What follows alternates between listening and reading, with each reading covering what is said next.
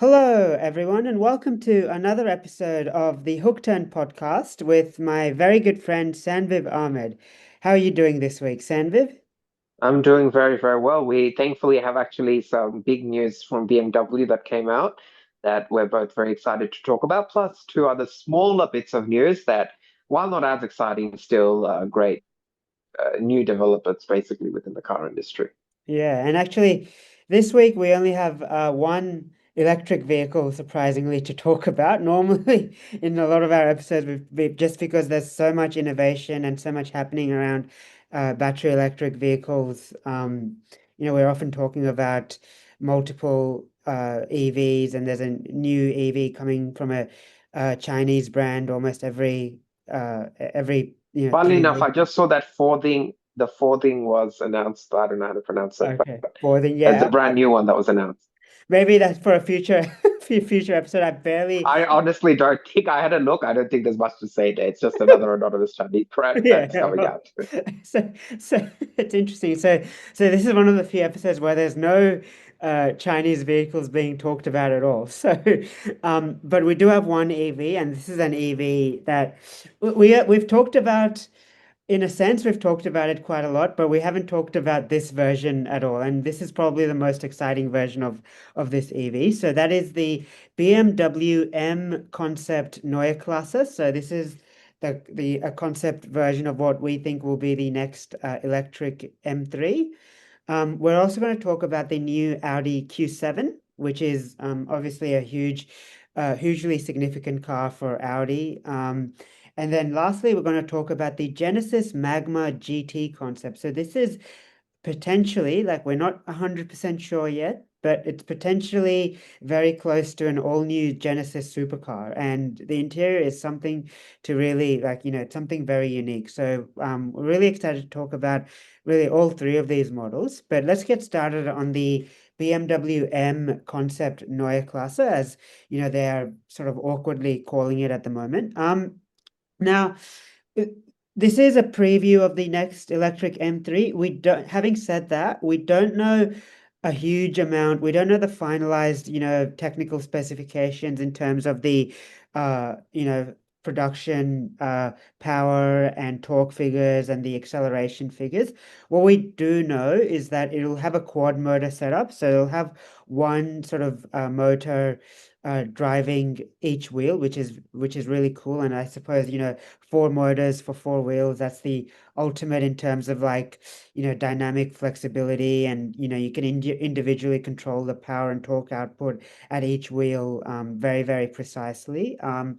And I think the battery will be around above 100 kilowatt hours, but it'll be specially designed to for high charge and discharge rates, and to keep up with sort of the high performance nature of the new M3. So I think what we can focus a little bit on is the design. So Sammy, I think we can clearly see, like, this is like a beefed up version of the BMW i3, that the production version of which was revealed maybe a few months ago. And you can see it has, like, those really wide wheel arches, really wide hips. The front, if let's maybe we will start talking in more detail at the front. It has, like, that inspiration from BMW's Le Mans vehicles with that front bumper. It has like it's almost like a split front bumper with that middle aspect sort of splitting the rest of the front bumper. And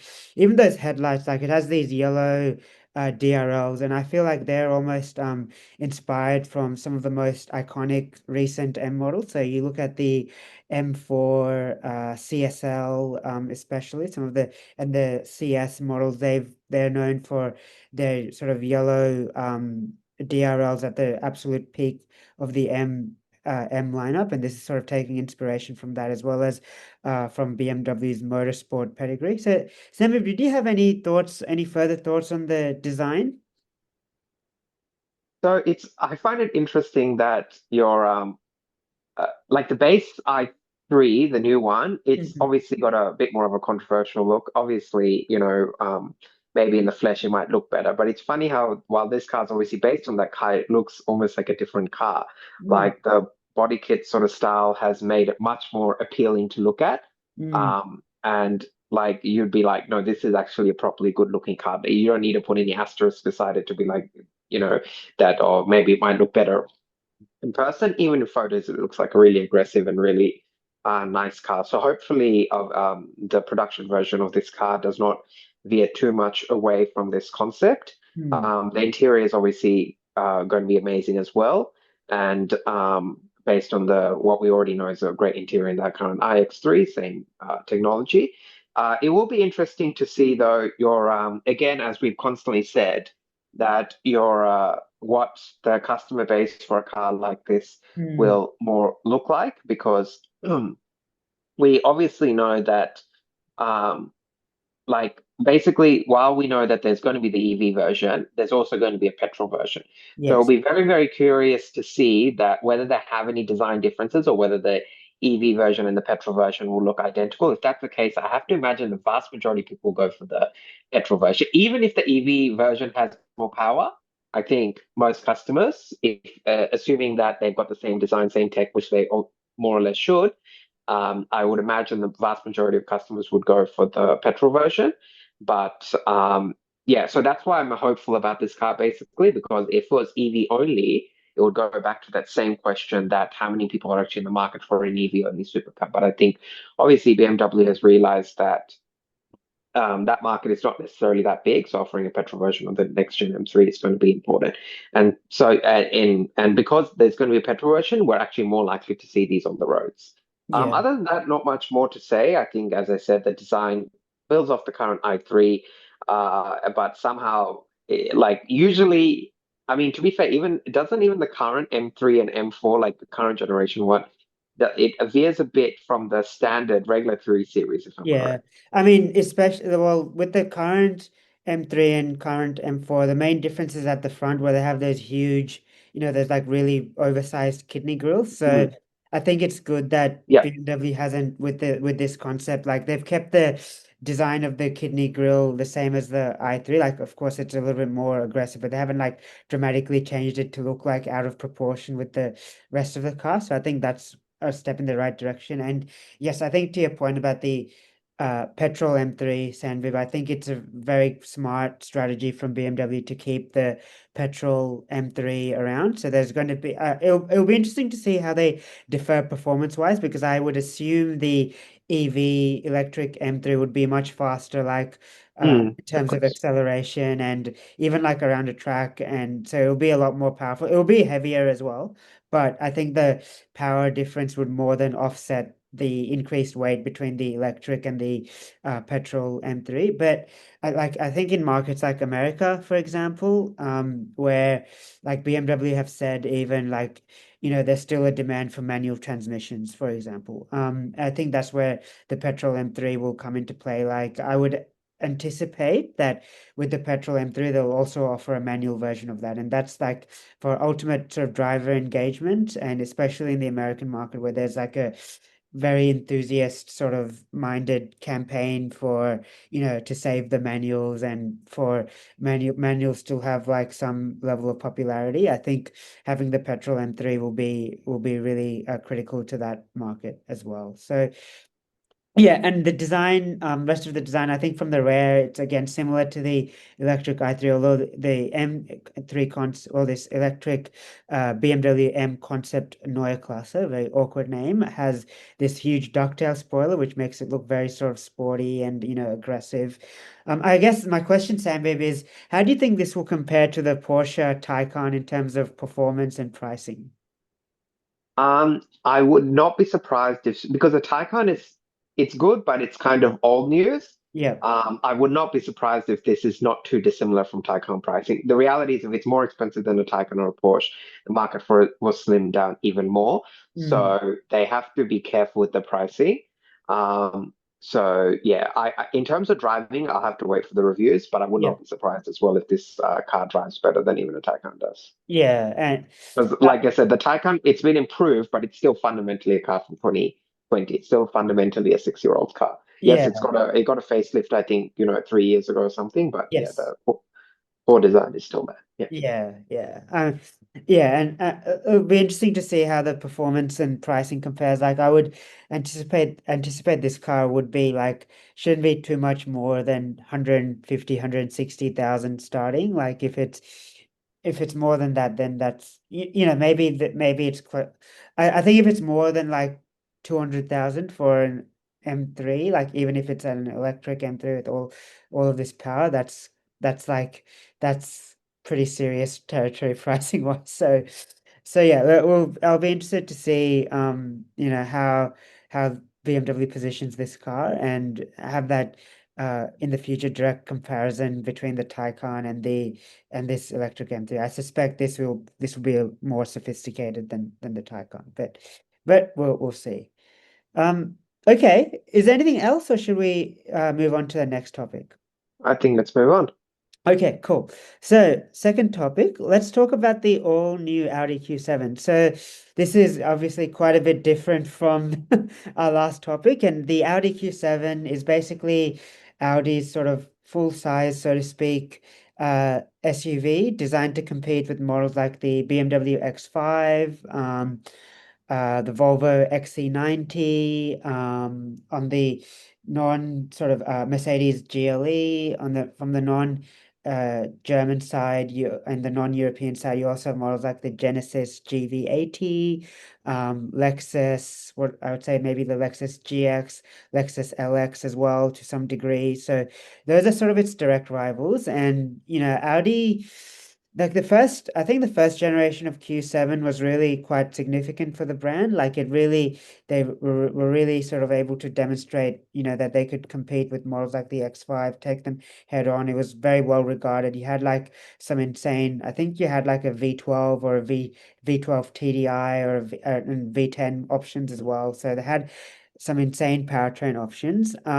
Second generation slimmed down the powertrain lineup quite a bit, and I think they've slimmed it down even more with this latest iteration. So, in terms of the your engine lineup right now, you only have two diesel offerings that they've announced.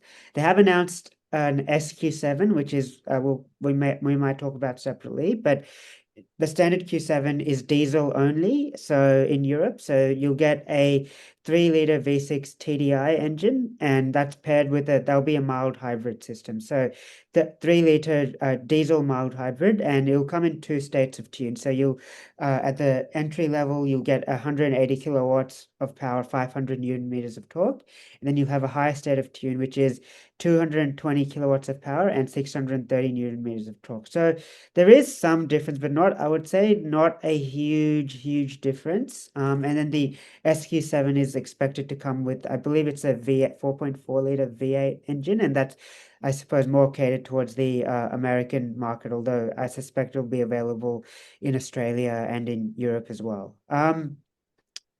I think like we look at the design of this car, and it's interesting, like they've followed the similar approach with the with the Q5 and the Q3. So the same sort of fundamental design language it's more upright and looks more, they've taken a very boxy approach, and that's just to enhance that sort of practicality. It'll come with 5 seats, 7 seats, and I believe, Sam, is there a 6-seat layout as well? I'm not sure. I'm not entirely sure, but yes, it can come with 5, 6, or 7 seats. So 6 seats will have the two sort of captain's chairs in the middle row that are very similar to the front driver and front passenger seats, and then you'll have the two seats in the third row. So that you can walk through from the middle to right to the third row.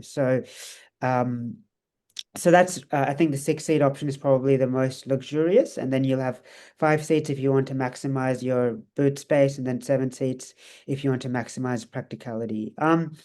They have, in terms of the design, yeah, very upright design. Uh, the rear is sort of like they've taken that split tail lamp approach with that they've put in with the new Q5, the new Q3, and even like models like the Audi A6 as well. So you'll have this light bar that is separate from the rest of the tail light unit, which is like an interesting approach. I think it works better on some of their models compared to others. And then At the front, they have their new OLED lighting technology. No, sorry, at the tail lamps have their OLED lighting technology, and at the front they have these all new digital matrix LED um, headlights, which have 25,600 micro LEDs, and they can even project the indicator on the ground. So that it's like the if you're indicating, you can the that sort of the direction that you're indicating will be projected on the ground, so it's easier for like pedestrians and other road users to see. So that's they marketing that as a bit of a safety feature as well. Um, I think if we look at the interior, I think that's probably where I want to talk about a little bit more because I think the fundamental design is still the same. So you, as some of their latest models, so you still have this what they call the digital stage. You have three screens. So you have wraparound digital instrument cluster and infotainment system that are angled towards the driver, and then you have a separate third screen for the passenger. But I think what's interesting, especially compared to the A5, is that they've gotten rid of a lot of the piano black and they've replaced it with this beautiful matte wood trim.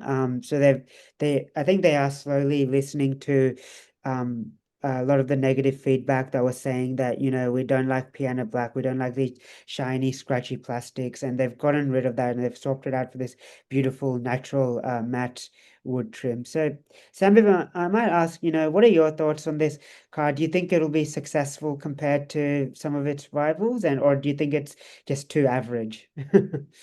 It's interesting because now the Q7 is no longer top of Audi's SUV lineup. They've Yes. obviously got the Q9 that isn't out yet, but we know Yeah. that's And going the to be Q8 as it. well. Yeah. Yeah, yeah, yeah. So, and the Q8. So this car's meant to be not quite your average luxury European SUV, because I guess the Q5 kind of fills that role. Yeah. But it is still meant to be a SUV that's relatively attainable. It's interesting, I guess, that like obviously, as you mentioned, they recognize that they're sticking with diesel, right? Yeah. So that will be that's interesting in a different way because obviously recently while the fuel prices actually has impacted diesel prices a lot more than it impacted Hmm. petrol prices. Diesel prices soared even faster. So it'll be curious to see whether people are still willing to pay a price for a diesel engine because I feel like diesel is one of the powertrain options that's sort of left out of the conversation. We always talk about just hybrids, petrols, and just full Yeah. EVs and PHEVs. Yeah. Diesel's that powertrain that kind of we don't talk about as much anymore. Yes, we know that especially for cars like this that are designed to do long highway miles, diesel is still more or less your best option. It obviously provides the most smoothest drive, Hmm. and diesel also works very nicely on long distance drives at high speeds, much better than petrol does, and certainly much better than EVs do. Hmm. But it's curious in a different way. Just like I always say, how the switch to full EVs, what people think about. Similar to here, it's like, do people still want to spend a lot of money on a diesel engine car? So I'll be curious to see how Audi sort of. I mean, to be fair, I'm thinking about this in the Australian context. I don't know, maybe in Europe it's more popular. I'm not quite sure. But yeah, that will be the interesting thing. Other than that, it feels, I mean, there isn't much more to say. I mean, you've more or less covered it all. Yeah. It's got what we already thought it would have, which is an increase like power and obviously the technology. It's fitted with Audi's latest technology. Hmm. It's very screen heavy in Hmm. contrast to the car we're going to talk about next. Hmm. And we basically, and also even in contrast to the BMW that we just spoke about, I feel like Audi and Mercedes are very much like, wow, look at the screens in this car and to Yeah. wow customers. So it's interesting to see that they're still going to stick with that approach, just stick, the two massive screens plus obviously now the new thing with the passenger screen. Hmm. The design wise, it looks fine. It doesn't look amazing, Hmm. but it looks fine. Like it looks inoffensive, basically. I don't Hmm. think anyone's going to be looking at this car and being like it. It's going to be like something that's a showstopper as far as looks go. But yeah, and otherwise, and also apparently, like everything, will have AI. Apparently, it'll have ChatGPT voice assistant. Uh, so you can talk with the car, I guess, if you want to. Um, and yeah, that's about it. Yeah.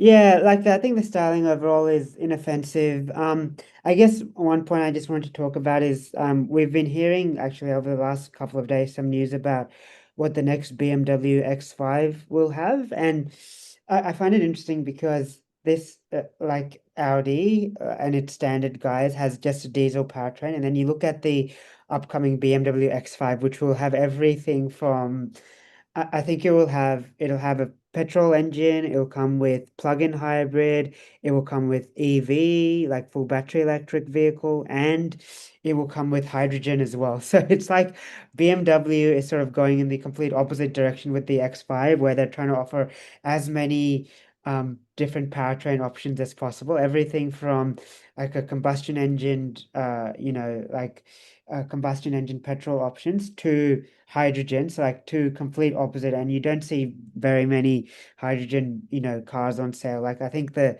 Toyota Mirai and or is it the Hyundai, I've forgotten the name. The Hyundai had an hydrogen option available as well, but BMW with the X5 really going all out with, having this insane diversity of powertrain choices, and then Audi with its direct competitor really just sticking to diesel. So I find that contrast quite fascinating.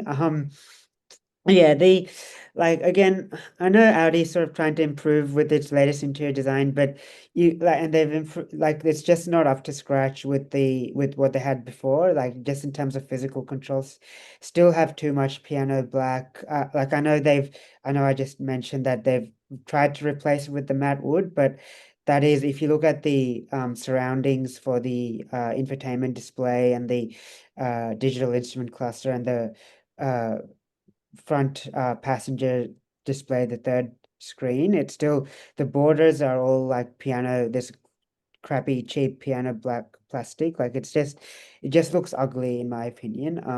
The matte wood does help a little bit, and I'm sure it'll come with other trim options, but the upper dashboard just yeah, it's just doesn't feel very premium in my opinion. So yeah, look, it's not a bad option, I suppose. But it's nothing. I'm just not sure whether Audi have done enough to move the game forward with the latest Q7. I have to say. Okay, look, I think Sam, we might move on to our final topic, which is the Genesis Magma GT concept. So, Sammy, did you want to talk a little bit more about this car? I think the exterior was revealed previously to some extent, but I think the interior, you in particular, are very excited. What are your thoughts on this, on the design of the interior and the exterior? Like, I think it looks absolutely sick, but do you agree with that? No, I totally agree. Yeah, I believe we've also talked about the exterior in a very long time ago now, but I believe when the exterior initial shots came out, we spoke about it.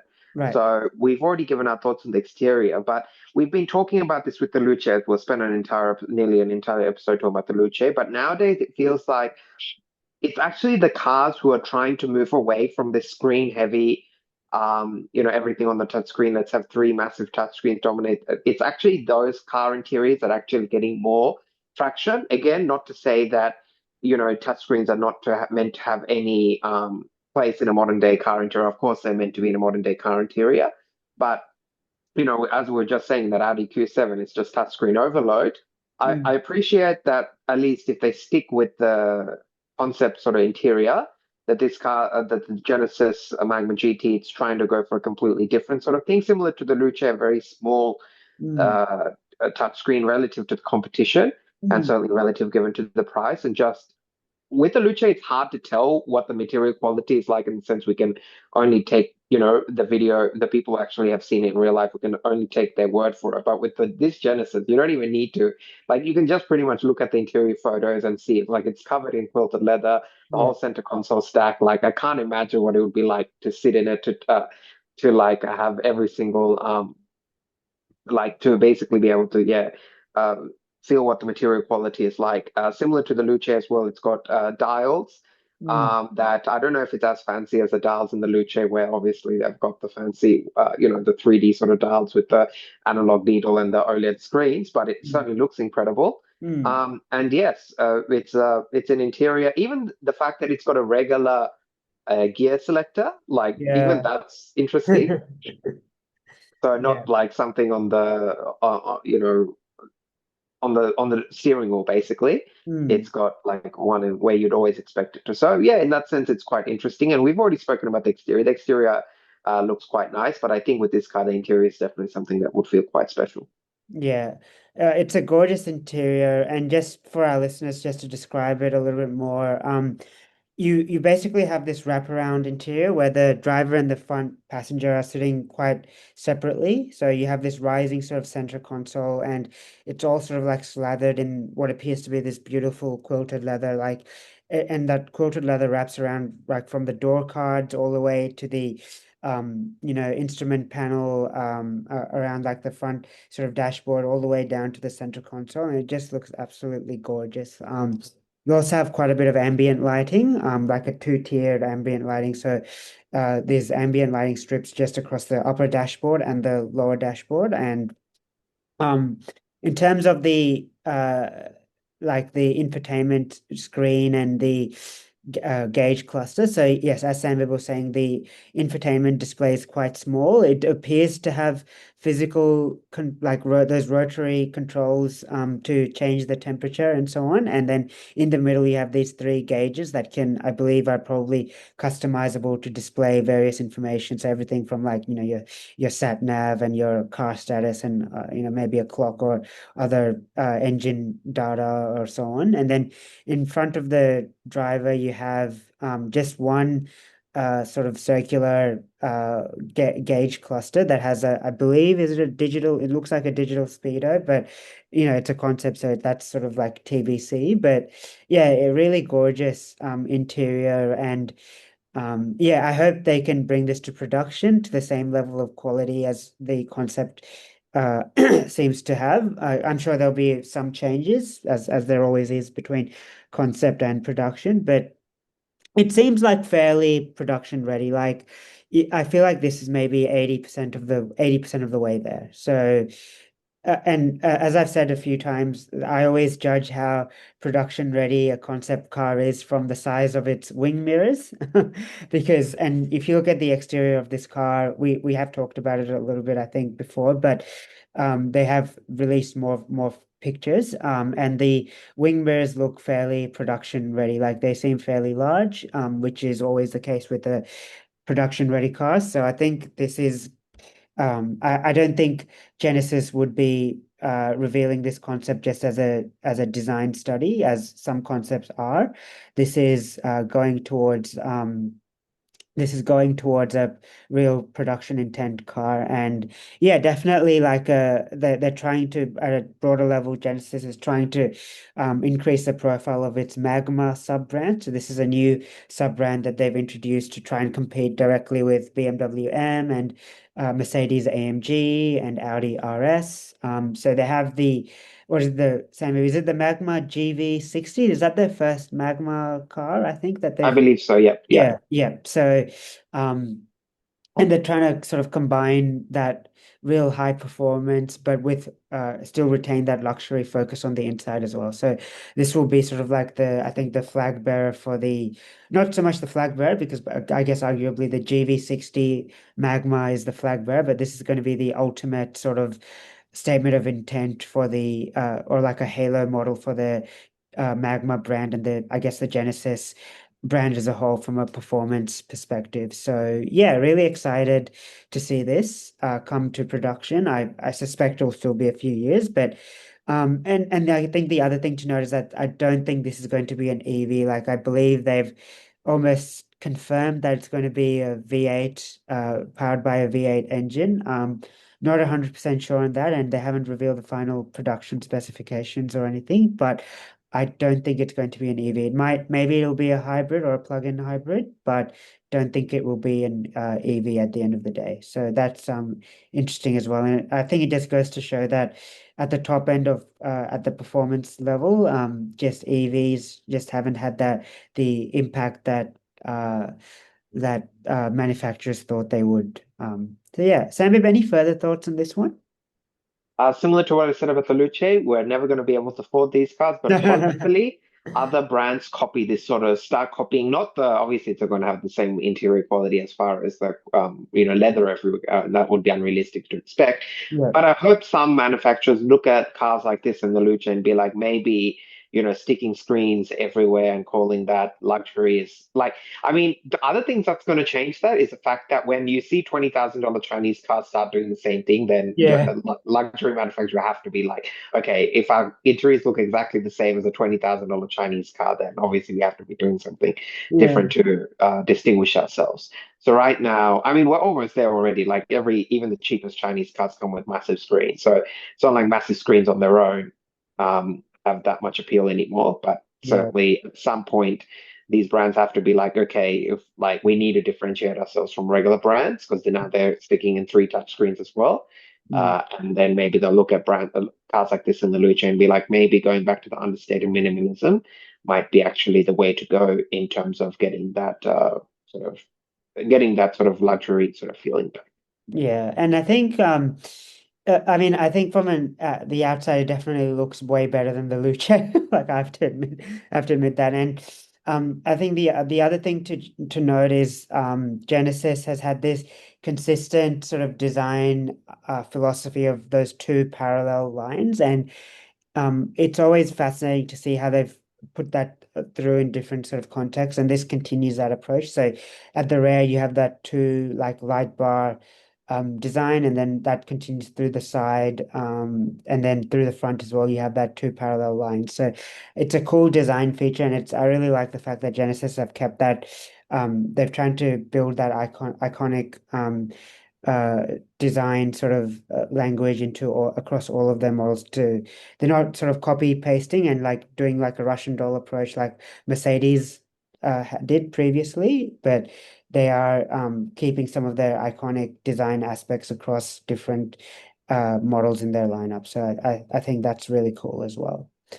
Okay, look, I think we might end it there for this week's episode of the Hook Turn podcast. Thank you so much for keeping on listening to us. Please remember to like and subscribe. Give us 5 stars. We're on Spotify, Apple Podcasts, all of the major platforms, and we'll talk to you next week. Thanks so much. Bye.